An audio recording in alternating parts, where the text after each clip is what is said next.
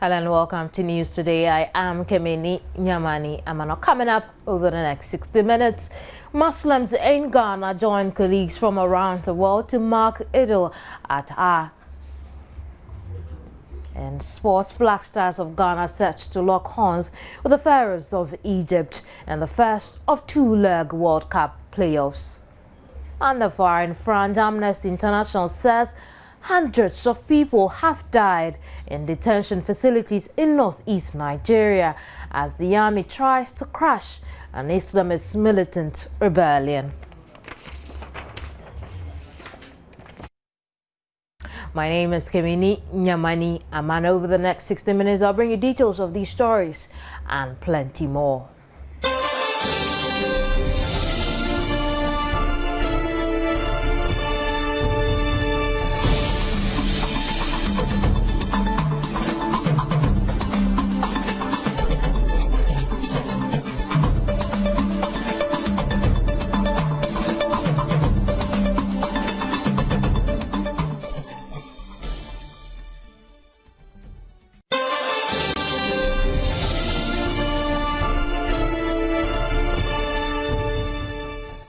Hello, this is News Today. And now the People's National Convention has extended good felicitations to all Muslims and Ghanaians in general as they celebrate Eid-UL-ADHA today. In a special message, the national chairman of the PNC, Alhaji Ahmed Ramadan, said the period of the festival of sacrifice and that it was incumbent on all to sacrifice for the needy and share with those who do not have in the society. According to Alhaji Ramadan, the nation must be grateful to Almighty Allah for this continued mercies and peace on the land. He said that having seen this country go through the dicey 2012 election petition in peace, it was important to be grateful to Allah as the nation celebrated Eid-UL-ADHA. He expressed a hope that a spirit of togetherness would continue to prevail for continued progress and development. The PNC chairman, however, challenged practicing Muslims to adhere to the teachings of Muhammad, the Prophet Muhammad, saying, when you obey commandments of Allah, you will certainly do the will of Ghanaians and care for each other.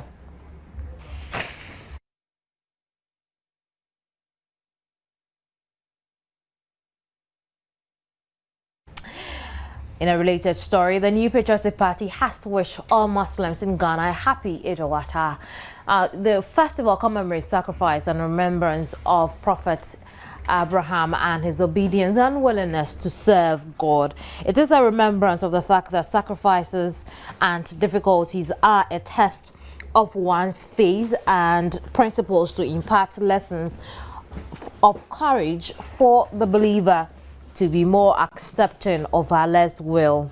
Now, the NPP said in a statement signed by its acting communications director, Pharoahs, that it is hoped that the sacrifice brings serenity, an atmosphere of fellow feeling and generosity among Ghanaians and our communities, and further help in uniting our nation.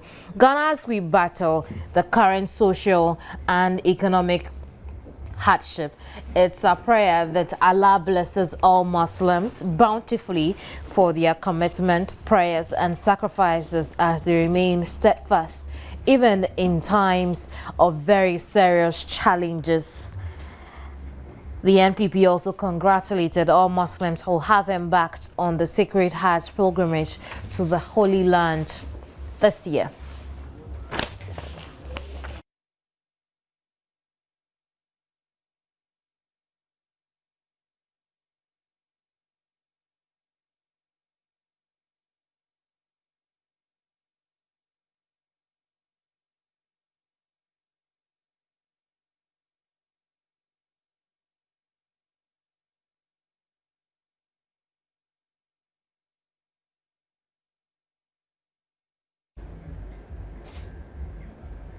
So Eid Mubarak to all our Muslim brothers and sisters. With me in the studio is Sheikh Ayub Ofosuheni Asari, and we would continue our discussions around Eid-UL-ADHA and what it should mean to all of us, not just our Muslim brothers and sisters.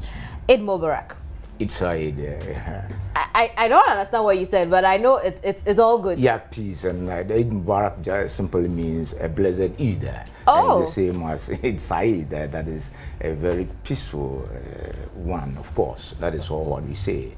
Fantastic. Yeah, Islam talks about I think I should learn more of it. About Islam. Yes. That's very good. I should. Yeah, and that is what Almighty God commands us. Everybody should know much about Islam. Simply means total submission to God. So have you started sharing your meat already? We are about to do that. We have the right to do it today, tomorrow next. I see. Yeah. So how long is the celebration itself? yeah, well, it's 3 days. And, 3 days. Yeah, today being the actual day. That's the 10th of that is, we call it the month of the celebration itself. I mean, normal call Zulhijjah. That is, and in this, the Muslim throughout the month even perform worship. We say that to the Almighty God. People are in Mecca on pilgrimage, doing everything. They are only praising the name of the Almighty God, and they do nothing but asking for a forgiveness and peace for mankind. They want peace with their Lord. And that is why we are commemorating now, today. That is EID-UL-ADHA. That is the festival, you can call it, of what? Sacrifice. And as you earlier said, when I was listening to you in the news, Abraham demonstrated his faith and trust and belief in God. So also did his son. In today's world, do we still have that total trust in God? That is what we are praying for, and I believe a true Muslim should demonstrate that. But like you said, the Almighty God Himself made it clear in the Holy Quran. He said, "I'm in a nice man. He said, "I'm one kind. I also proclaim we believe in God and the last day." But in reality, they don't believe. That is there. That's hypocrisy. And if 1,400 over years ago, a prophet said this, God revealed that to the Prophet Muhammad, peace and blessings of God be upon him, then that tells you a lot.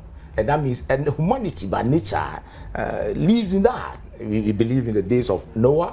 Both the Christian, the Muslim, the Jew have knowledge about how people rejected God, and God had to punish them at a point. We believe we know much about the time of prophet like we call Abraham's contemporary. That is, I want to remember the name, and I'll come back with that. He was in Sodom and Gomorrah, right? And he preached to people. They never accepted that until God punished them. So at all time there will be miscreant in the society, but we still pray. It is our duty to call mankind to God. Period. And that is what Islam is about. Is it possible at all in today's world? You look at all the hardships we have to have total, complete faith in God. In God. Yes, we can, because would it be that easy? If you are prepared, is understanding. Some of us believe that no matter what you acquire, no matter what you do, if you don't have the next word, to some of us who believe in God, you gain nothing, right? So we still have to continue propagating the word of God, because listen, you see, and even sometimes I come back with people, I tell them, I debate them that even if you want to say that there are too much difficulty in this world today, I disagree. Not that there's no hardship.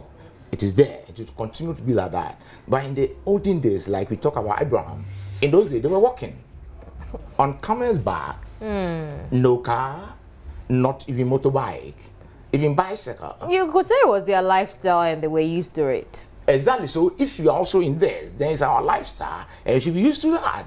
Plain, just. You have a point. You are there. Is that you have a point. So that is our will. Okay. I want us to explore the essence of giving on this day. That's right. EID-UL-ADHA. Right. Why is it so important that we have to give on this day? It looks like it's a critical part of the celebration of the festival itself. Why is it so important? Yeah, because of what God Himself demanded from Abraham, and He was also fulfilling that, and His child Ishmael accomplishing that. You see, and the Muslim or a believer, when I say Muslim, it simply means that someone who has surrendered or his will to God and is prepared to do what God demands. Commandment of God to the latter, that is obedience. So if you are prepared, and it's not only this day, but this day is significant in the sense that it shows you, it introduces you to that, right? Because you have to be sharing. Does this invoke any blessing for you because it's a special day and you're given? Oh yes, even the 10 days of this month, ending today, God Himself mentioned that these are blessed days. That the 10 days. In Islam, we have a night that have a night that is more blessed than even 1,000 months. Right. That's in the month of Ramadan. And these 10 days, the Almighty God Himself mentioned that they are these days are blessed, and it's culminated by this day, that's the 10th. So, but let's go in. Abraham having one child. As at that time, an old man, he worshipped God. He rejected his everything. I will say this: he rejected his parents because of idol worshiping. God called him, right? He rejected his family members. He rejected his town, and he became a migrant. You can call him that. Somebody walking without a station, right? And he believed in one God. He rejecting all others and tradition that were contrary to the demand of God. And after that, with the wife whom I cherish so much, Sarah, our dear mother, I call her, they rejected everything. They left everything of the world. Right. And of course, they were not giving birth to a child. So now Abraham struggled, and God gave him a child through Hagar. One child, God said, Abraham, sacrifice him. In Islam, in Quran 37, 102 going, God says that Abraham told the son, I had a dream and I was about to sacrifice you. God says, I should sacrifice you. What is your bid about that? And the child said, well, my father, if God has commanded you, do as you are commanded. And God willing, you'll find in today's world, will children do that? Well, it's a question, but I believe if you truly believe in God, if you truly believe in God and you want to live as a human being, right? Like we are saying, if without sacrifice, we will go nowhere. If you are not prepared to let things go, right, for others to benefit.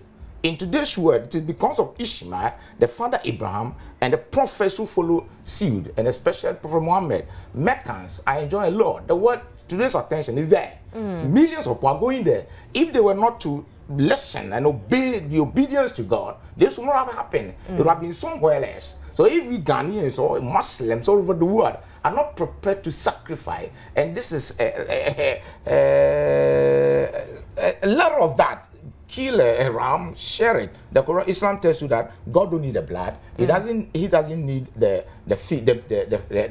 flesh, the meat of that, but your obedience and sharing. You divide it into three. The immediate family, one, those family members extended, and some friends, and friends around, neighbors. Share it with them freely, without any thinking. You don't need it from them, but from God. You thank God for that. You should give without condition. Exactly, without demanding anything from anybody. And your only thing that you expect is being obedient to God. You are only serving the purpose of the Almighty God. All right, Sheikh, we'll come to in the event where you are in the position to do this. That's right. You're Muslim. Exactly. And you don't do this. We'll come. I want us to try and understand what could happen. Yeah. Or what that means. That means you are a hypocrite. You don't believe in God. We'll talk about that. Let me just talk about this briefly. Former President Jerry John Rawlings and his wife Nana Kunedu have also urged Muslims to seek goodwill for the country as they celebrate Eid-ul-Adha today. The former first couple, in a goodwill message to the Muslim community to commemorate the day, called on Mohammedans to use this period of sacrifice and prayer to seek goodwill for the country, Ghana, and its people. On the occasion of the Eid-ul-Adha, which falls today, Nana and I, quoting from it, Nana and I extend warm congratulations to the Muslim community. And like I've told you, they've urged that this period be used for sacrifice and prayer to seek goodwill for the country, Ghana. Sheikh is still here with me, and then we'll talk about, okay, I'm a Muslim and I'm in the position to do this. Yeah. The meat. Yeah. I'm in the position to afford the meat. That's right. And I don't do that. Yeah. What kind of what does that call for me? Yeah, that means you are not a true believer, and the prophet says, then you normally use that, saying you are not one of us. You don't believe in what we're talking about. Because if you don't, in Islam, it is the alacrity to do the will of God. if you are prepared, then that will end with a blessing. Even if you do it without the enthusiasm, thinking that why should I do that? You don't end the expected reward.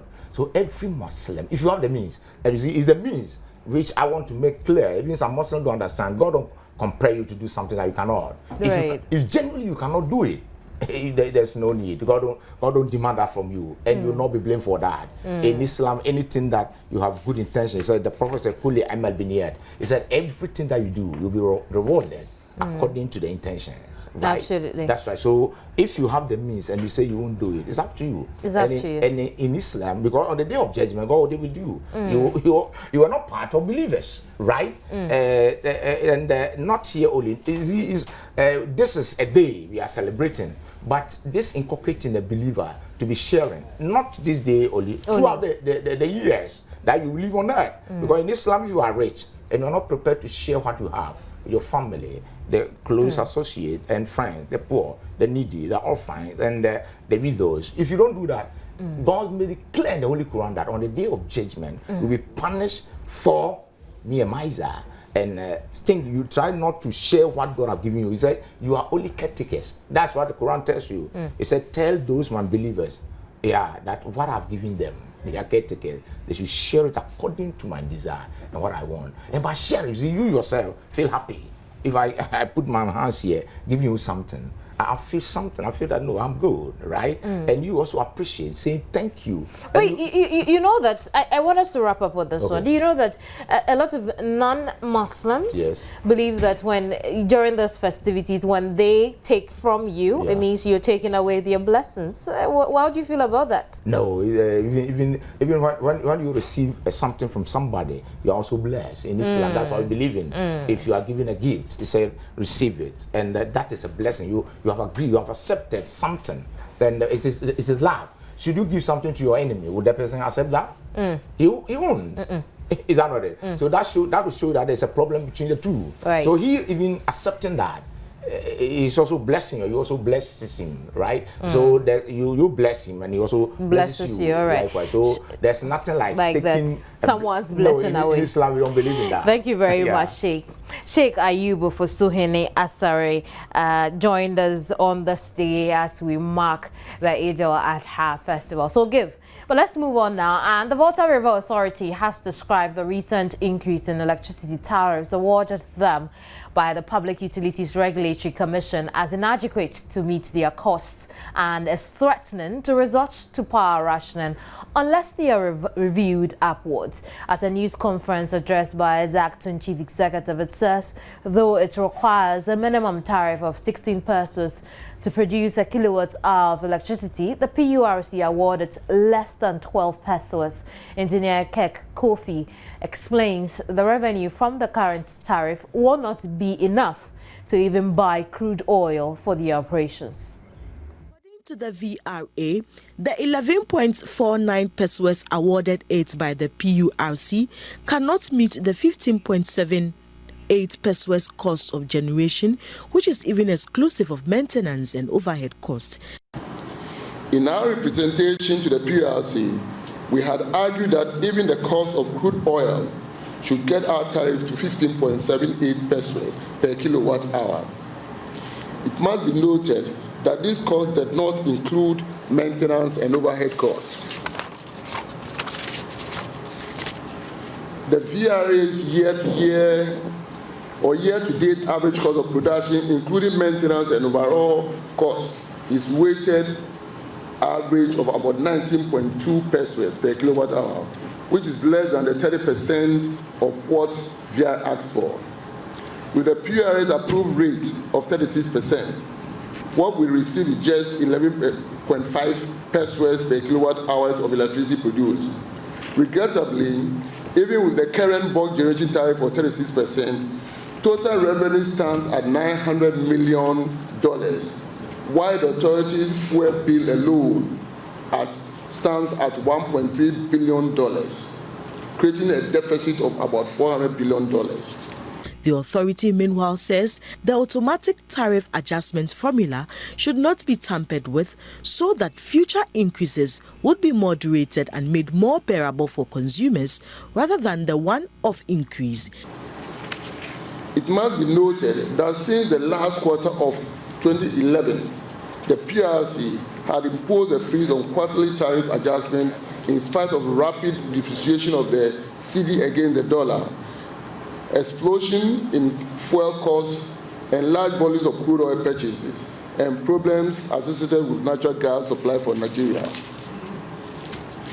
We believe that the way forward is for the PRC to apply the automatic tariff adjustment formula to allow for gradual tariff increase and thus give a breather to electricity consumers. This approach is sustainable and economically manageable. While we sympathize with the public dissatisfaction with the current electricity tariff increase, we believe that we must be careful not to take any action to deter private or even government investment in the energy sector. He emphasized that even with the 36% tariff adjustment, the VRA is putting in place workable measures to give Ghanaians quality service.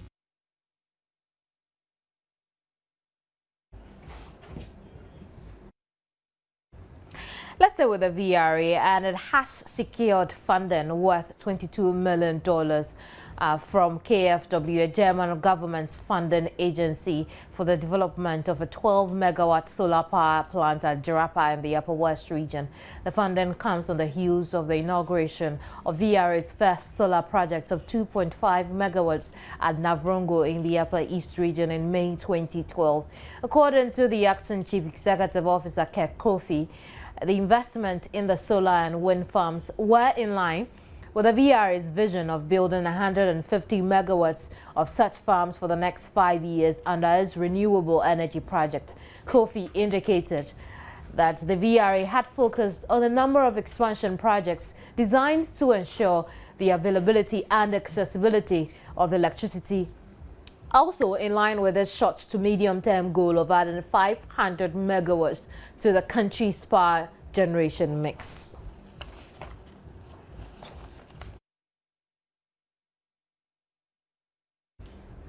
I have been joined in the studio by Director for Planning and Business Development at the VRA, Kofi Ellis. Many thanks for your time. Sure. Right, so you have decided that because you are not getting 60 pesos per kilo hour, you'd ration up. Is that it? No, that's not true. That's not true. If you listen to the press briefing yesterday, nothing of that sort came up. And I don't think VRA has any intention of rationing power just because of this reason, especially when the tariff initially for the regulated customer was at 8.44. We didn't ration any power. The ration came as a result of the West African gas pipeline, which had been fixed. And now that the tariff has been increased slightly to 11.49, there's no justification to even count the reason that there's going to be rationing of power, no. So let me use this medium to say that VRA doesn't intend to ration any power. Okay, maybe we are calling it ration of power, but we'll be having lights frequently. No. Actually, let me try and explain. Because yesterday my lights went off twice. That's fine. I'm not saying you're wrong. You know the value chain for the whole power production. VRA produces, Gridco transmits, and ECG distributes. Outages can result from any of these three. Right. Yeah. So it doesn't necessarily mean as a result of what is going on, but I think the facts on the ground is that VRA in its proposal asks for 19.29 Ghana pesos per kilowatt hour just to cover its entire cost. Out of this 19, it's worth noting that 15 pesos is only for fuel. Now, PURC gave us 11.49, which means that even that amount is not enough to purchase the needed crude oil to run the thermal plants that we need. Right. But we've been in this situation for quite a while. Even when we were at 8 pesos, still we needed about 15 pesos to run as a result of crude. But all this while, government has come to the aid of VRA to give us the needed support to buy the crude oil. And just for to run some the plant. analysts, that seems to be the problem, because if government always wants to come to the aid of VRA and doesn't provide the funds like it promised, then that's when we have problems as the power rationing. You're right. And that's why perhaps VRA is saying that the increase is not enough. Purchasing crude is not something that you start today and get it tomorrow. We have a whole line of activity that we go through to purchase the crude. So if we need crude for, let's say, November, right, it starts somewhere in September to talk about it. I see. So by the time it's due, all the arrangements have been put in place. And if for any reason there's going to be any delay in receiving the needed funding for that cargo of crude, we have other options that we explore, that we immediately ensure that when the crude is needed November 1, it's delivered November 1. Then everything is okay with the VRA. It isn't, because at the end of the day, it's like you're borrowing money from elsewhere just to support the operation. The question is, for how long can you keep borrowing money? For how long can you keep depending on government to come and purchase crude for you to run the system? And like, we think that the only sustainable strategy is to ensure that the people who use the commodity are made to pay for the price of that commodity. Granted, I mean, like, people would always complain that they can't afford that level of tariff. That is real. It's not as if somebody is trying to make any big deal out of anything. It's true. But the real is that if you decide to run your generator at home, even if you don't have the money, you need to find the money to buy the kerosene or the petrol to put in that generator to get it to run. And if you don't have enough, you need to seek support from elsewhere to run it.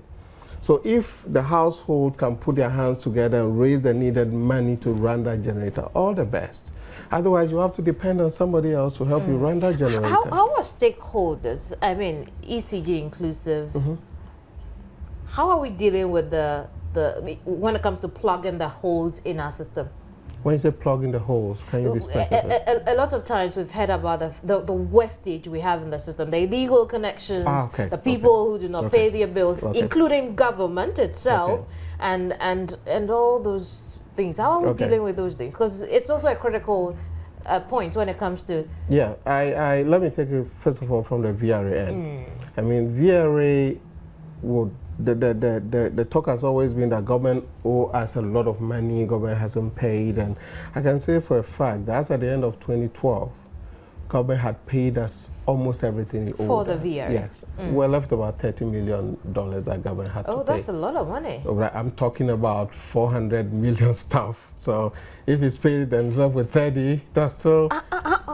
How much of power can that produce? $30 million. Because we're spending $22 million on a solar panel that could generate 12 megawatts of power, and government is owing us 30.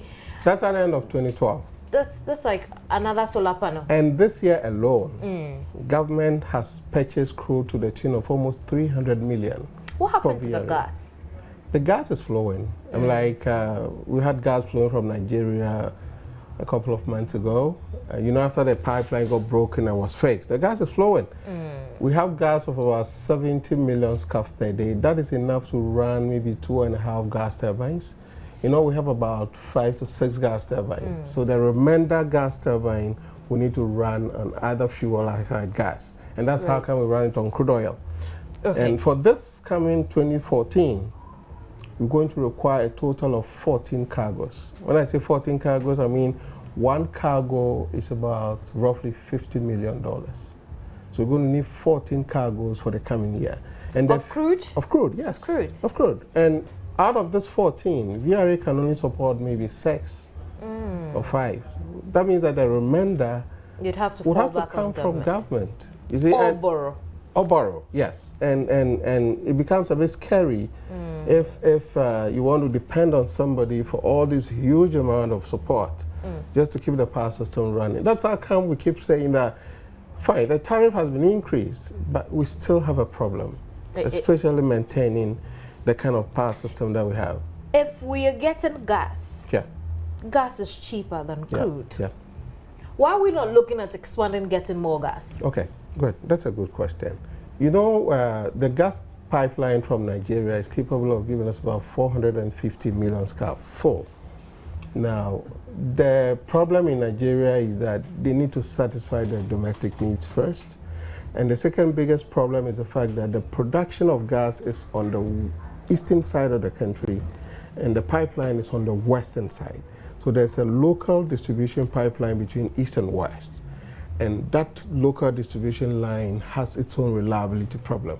So you can produce all the gas, but not all of it will get to the pipeline. So all that we can get from the pipeline now is about 70. That's for Nigeria.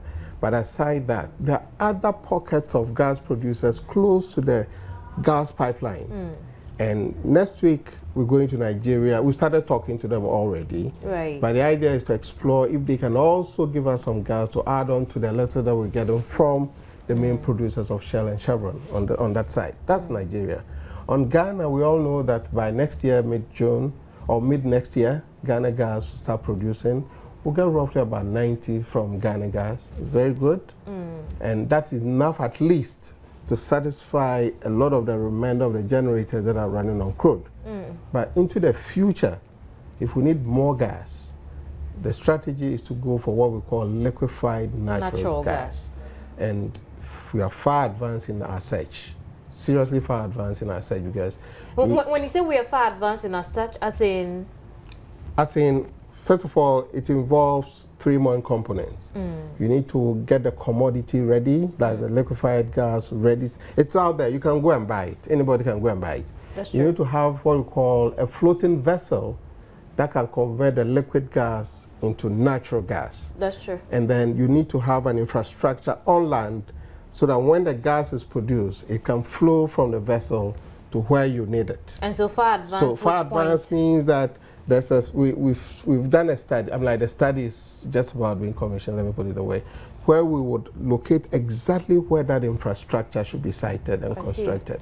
And that is going to be, we, VRA, are proposing anywhere between Takoradi heading towards towards the coast of, because that's where most of future thermal plants are going to be. So we think it should be sited within that region. Without this preparation, it would be nearly impossible to bring in the LNG. Oh no, it wouldn't. I'm like, LNG is liquid gas, and you cannot. It's not just liquid gas, but liquid gas at a temperature of minus 160 degrees. So it's frozen liquid gas, and it has to be treated in a special way. That's why we have special vessels that treat these gas before you can transport them to the power plant for you. So that's the only way you can get them to a power plant for you. So this solar panel, it's part of the renewable energy projects, and it's given about 12 megawatts of solar power in Navrongo. Right now it's 2 megawatts, 2.5 megawatts now. Right now. Yeah, it's going to be increased to 12.5. In realistic terms, or in layman terms, like how big a community can it light up? Let me try and be as simple as possible. When we say, let's say 2 megawatts, 2 megawatts is equivalent to 2 million watts. Okay? 2 million watts. Like if you have 2 million watts, a typical bulb in your home is about 20 watts. I see. So you have 2 million power available. So you can imagine how many of these 20 watt bulbs can be fed from this 2 million. And that's why we have always been told to use energy saving lamps. Exactly. So I now get it. So it's like the smaller the wattage, the more of that you can have. So, how many more of these solar panels are we going to see coming up? Right now, we've done 2.5. We're going to 12.5. In addition to the solar, VRA is doing 150 megawatt wind.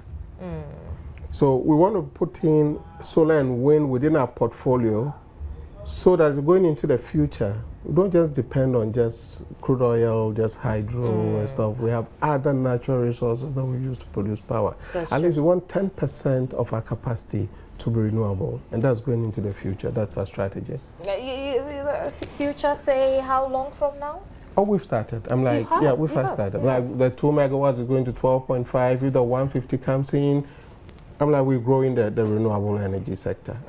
That is where we want to be. That's where the world is going. Do we intend to do some thermal as well? Because we have a lot of waste here in the sure, country. definitely. See, the interesting thing is that in this country, every year, we need about a minimum of 200 megawatts, 200 million watts of power every year. So we need an Azokli every year? Some kind of Azokli every year. And you can imagine that it's not an easy task, especially when you need money to do these things. And everywhere you go ask for money, they ask you, how much do you sell your power? Every business will ask you, need money from me? How much do you sell your power? It's just to be sure that you can pay me back your money. So that is the dilemma we find ourselves. If the selling price is not good, it's difficult to get funding to put in more generation. Thank you very much, Kofi. Sure, thanks. Kofi Ellis is Director for Planning and Business Development with the VR. We've been talking energy this afternoon. This is News Today. When I return, we'll see how government has bailed out, how government SNIT has bailed out the STC.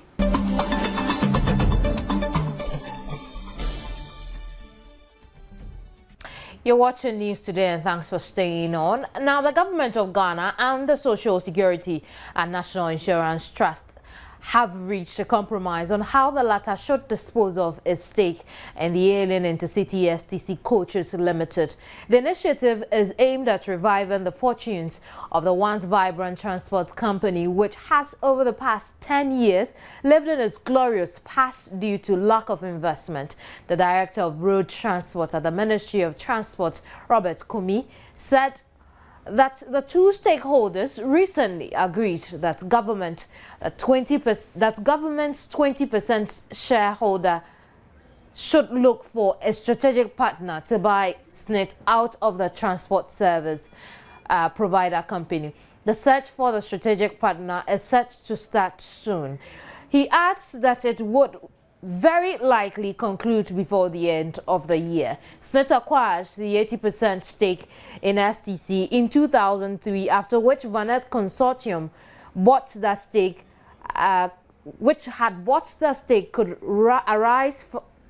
could raise funds to pay for them. The trust and the government have since reneged in investing in the company, and that has led to a depreciation of STC's fortunes and customers over the period. Attempts by SNIT, the nation's manager, to sell its stake have also not yielded any results, despite frequent protests from STC staff.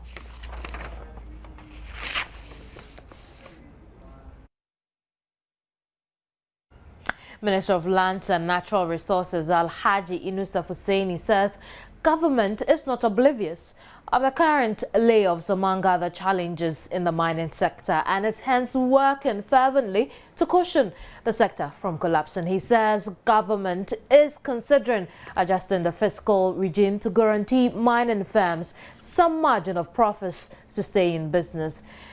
We called him earlier today in his office. On the world market have fallen by about 9% this year, and it totals about 17% year to date.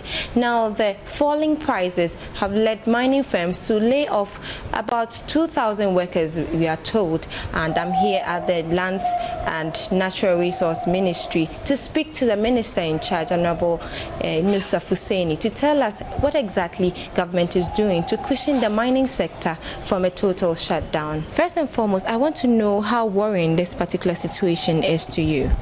Well, this is definitely very worrying. The pressures that unemployment can bring onto government, is quite daunting. The other side is that the fall in the prices of gold is going to have serious impact on our ability to mobilize tax revenue for the development of this country. So looking at it both ways is a matter that is of deep concern to this country. We say that before a mining company can lay off, they must go through the motions. See to it that compensation payments are made to these people, severance payments. But the people who are going to lay off are not interested in compensation payments, or they want long-lasting, lifelong employment. And so that is where it is worrying to government. And so we're looking carefully at the situation. And we have been talking to the mining companies and telling them that, yes, presently there are challenges. But within these challenges are opportunities. let's work together. The Ministry of Lands and Natural Resources, the Ministry of Finance and Economic Planning, and the mining companies will work together to create opportunities out of the present challenges, and that is possible. And it is in the light of this that we have encouraged the Ghana Chamber of Mines to call a meeting of all the majors, the big mining companies who are their members, to come dialogue with us on charting the way forward in the face of this present fall in gold prices. Now, do you see prices of gold on the world market going down continuously? And if it is to happen, how is government going to cushion the mining sector from a total shutdown?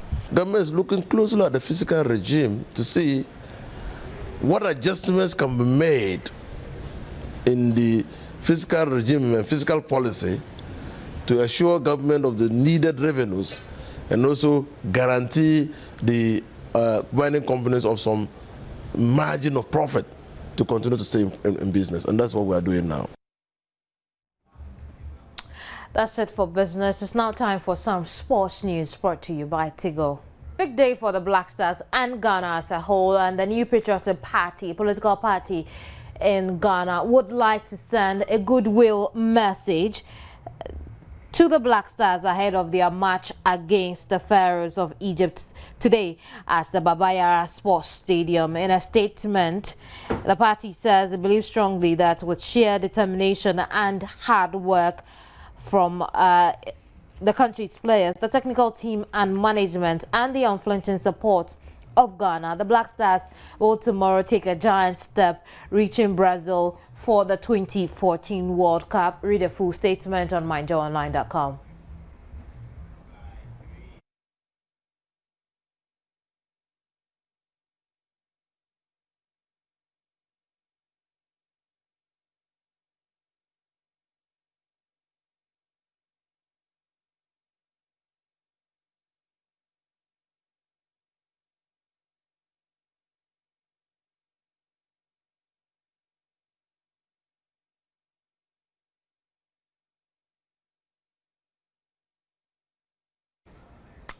James Oyedeji is a soccer historian and analyst. Considering today is a very big day in Ghana's sports life, would want to understand a few, one or two issues we are likely to face when the match begins.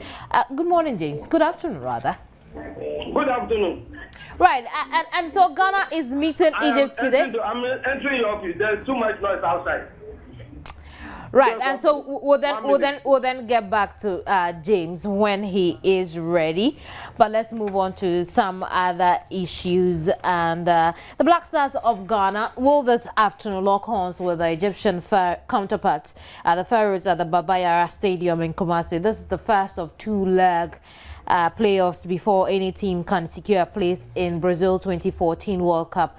Ahead of this titanic clash, fans have been sharing the expectations of the match. I think we are going to score them at least 2-1, and I prefer Kodwa Samoa will score 1, and Asamoah Gyan also will score 1 goal. Tomorrow match Ghana will win 2-0. Definitely, you go up, come down, Ghana will win 2-0. By all means. Olele, she's an experienced keeper, and this match too, I think we need experienced keeper so that she get confidence for the match. So I think Olele is better. I would like us to get a convincing goals here, like let's say 3-0, 4-0, so that the return match in Cairo could be a mere formality. That is what I would expect. You know what God is written has written. So, I mean, tomorrow, dear, I know. You go up, come down, Ghana will win 2-0. They will play better, but I think Kodwa Samoa and Asamoah Gyan, they will win this thing. They will score the goals for us. I know that Ghana, we are going to qualify and we are going to eliminate the Egyptians. That's it for Sports, brought to you by Tigo. This is Joy News, and you're watching News Today. In neighboring Nigeria, according to Amnesty International, hundreds of people have died in detention facilities in northeast of the country as the army tries to crush an Islamist militant rebellion. The human rights group said some detainees died from suffocation in overcrowded cells, others from starvation and extrajudicial killings. It is calling for an urgent investigation into the deaths. There has not yet been any official response to this report, but the Nigerian army has rejected all previous accusations of human rights abuses. A senior Nigerian army officer told Amnesty that at least 950 people had died in military custody during the first half of this year. That's it for foreign news. You're watching News Today. We'll return after.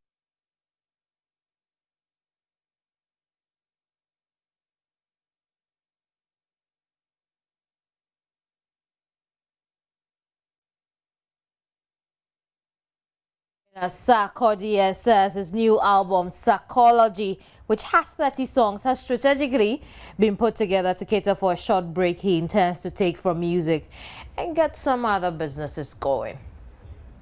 In the latest video of Sarkodie and Fuse ODG, they call it Down on One. Go, yeah, men jam home of a boy for floor. Heavy the jam, come with the Joseph draw. What am I come out to mentos boy? But you man the assignment and mad. Down on one in it, down on in it. Start with the high, that's a low. Oh, my baby go low. And now we are the high, start for the low. Yeah, now bring you back up. She got me on the high. Just yesterday, we caught up with Sarkodie in our sister studio at Dom FM, where Sarkodie tells us that Down on One is one of some 30 songs on his latest album, Psychology. Here is a playback of the interview. It's more of like an upgrade of myself. So Psychology is like the biggest album because it has 30 songs. So, and I want to lay off for a while, like just to chill and then do other things. So the 30 songs can at least keep you for almost like a year. Yeah, very good Christian. Assemblies of God. The Lord is still my shepherd. Upon you being the crossing. Move really speedy up still me wound is attracting. No, it's not bragging. The kind of music I do, not necessarily because I'm bragging, because naturally me very important. But on a song you can do it because it's hip hop. Hip hop is competitive. It's like a sport. You just only be ankasa but sana first it's a normal high life, you know. You talk about real life situations, which I do, but mainly people pay more attention to the mixtapes I do when I talk about soccer, which is fun. I would say hip hop will be Jay-Z, everybody does it. So alright, I suppose the Ebekon on I want to go bossy, I would be sick of react. But the same flow best upon the Camus some D and I'm famous some legit few or boom pa Mississippi more to say you know what time it is. Having made his mark as the musician whose video clips entail a lot of drama, the La Paz Toyota hitmaker Guru has dropped another comic music video which features Kumasi-based actor and comedian Lil Wayne. And for those of you who think Lil Wayne is just good at acting, well, he proves in this video that he is not a pushover either in the rap game. Al-Qaeda, hey, me papa sa Al-Qaeda. See you, baby. Al-Qaeda, hey, me ma Al-Qaeda, hey. Guru's latest video to his single Al-Qaeda Boys Abre also features actor and comedian Kojon Kansa, better known by his stage name Lil Wayne.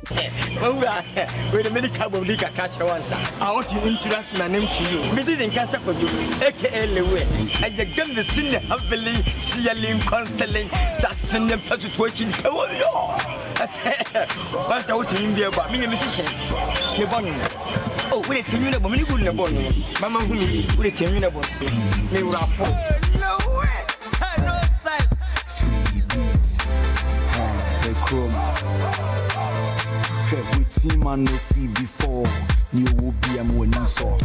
The contemporary artist made a revolutionary mark with his song La Paz Toyota, which enjoyed massive airplay not too long ago. Guru has always made sure that his love for drama is well displayed in his video clips. It is therefore not surprising that promising star Lil Wayne is featured in the Al-Qaeda video clip. On that Lil Wayne note, I say goodbye, but let's look at our headlines again. Muslims in Ghana are joining colleagues from around the world to mark Eid-UL-ADHA.